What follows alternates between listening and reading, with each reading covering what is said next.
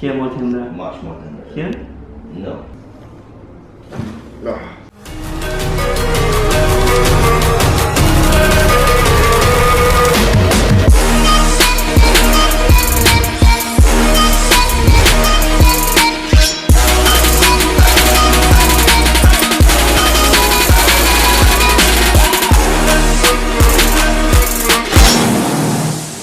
Today I'm going to share with you guys basically my experience on a lower back injury, and I can honestly say that it is not funny. During this bulking phase, I wasn't able to maximize my whole face because I wasn't able to do any barbell squat, mainly because of this lower back injury. And I think this lower back injury can come from many type of causes, but my cause and my experience came from doing a barbell squat, and I'm just going to show you how the video looks like. This was filmed on the 3rd of March. It went like that.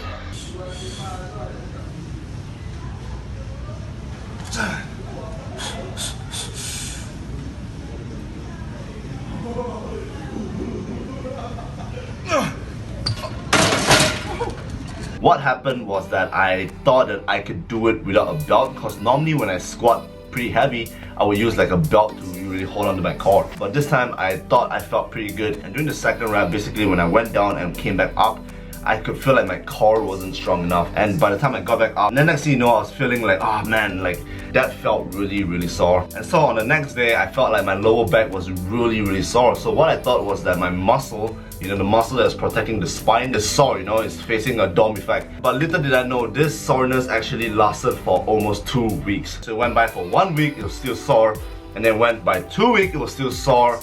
And that was when I was like, whoa, there was definitely something wrong with me. And what I did immediately was that I called up my friend who was actually a doctor, and I asked him a lot of questions. I was saying that, you know, I was feeling so much pain. I wasn't able to bend down properly. It was so hard to walk. I was walking like an old man. Like I had to place my hand at the back like this while walking, and just feeling really bad. And every time I dropped something on the floor, it was a big problem, guys. Which is why I would advise you guys to do something immediately if you start feeling any pain. My number one advice is to go and seek a chiropractor. Now there are so many types of chiropractor out there. So I'm just going to show you guys a little bit about chiropractors. Basically there's a type where they just crack you, they just kind of align everything, you know, crack here, crack there, crack there.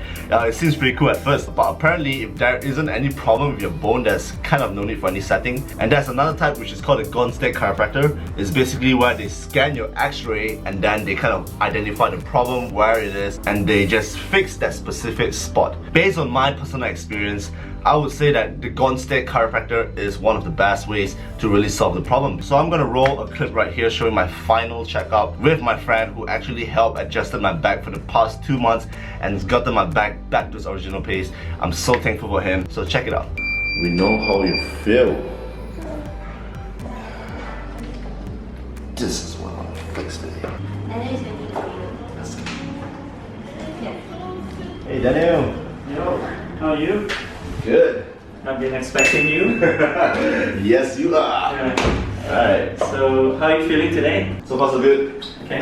Today just, you told me to come in, right? For like the final... Just to have a chat. Final chat or something. Yeah. I'm filming you today. Okay. Yeah, I'm catching my camera. The thing is, right now you are way better. So right now we are basically just doing a lot of maintenance right now, because with all of the exercises that we do sometimes, there's a lot of wear and tear, which is inevitable. So we just have to make sure everything is okay. So let's have you sit here. Yeah. I hurt my back while doing this squat, and it has been really bad. So I had to see this guy immediately. It was so bad that I couldn't even like bend down. Because with that pelvis that's twisted that way, in this position, it will be uncomfortable. Relax the shoulder, maybe quick. Good. Yeah, I heard that. Alright? Brilliant, just come back up. Good stuff. Try to walk around and see how you feel. But today, it's better. It's a brand new spine. It's a brand new spine. Alright, can I have you remove your shirt then? With pleasure! Calm down, man. Oh shit. Calm down. Remember the first time when you came in, I think one of the very first few times, you did mention that your neck had a problem that you didn't notice. Plenty of problem. So right now, it was all good. All good, man. I'm fresh. Like, look at me. If there's a practitioner that I want to recommend, is this guy. I'm like super scared of squatting again. In fact, there's one time I squat in Melbourne, and immediately I felt like my back was just gonna collapse. And I had to see this guy immediately, which he did accommodate to that. And today is, you know, what, 2 months later? Yeah, I think so. Almost 2 months, right? At the time I'm still moving my office, right? Yeah. Oh yeah, this is a brand new office, you guys can check it out. It's a pretty nice place. My lower back pain has like lessened up to like 95% since that day. So, pretty good. Been hitting the gym regularly. Still beasting. Still beasting.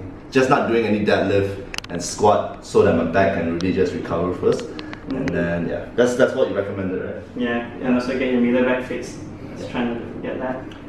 So I'm going to show you guys today a very simple treatment session of how this would normally look like.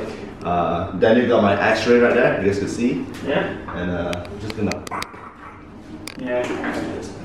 So I think most of the viewers really want to know, is chiropractic safe?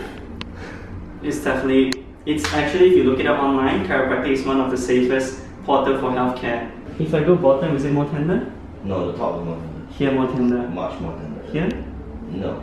Just right here. Yeah. So we're just gonna work on that one and that back. Alright, so I think another question that you guys are probably wondering is it painful?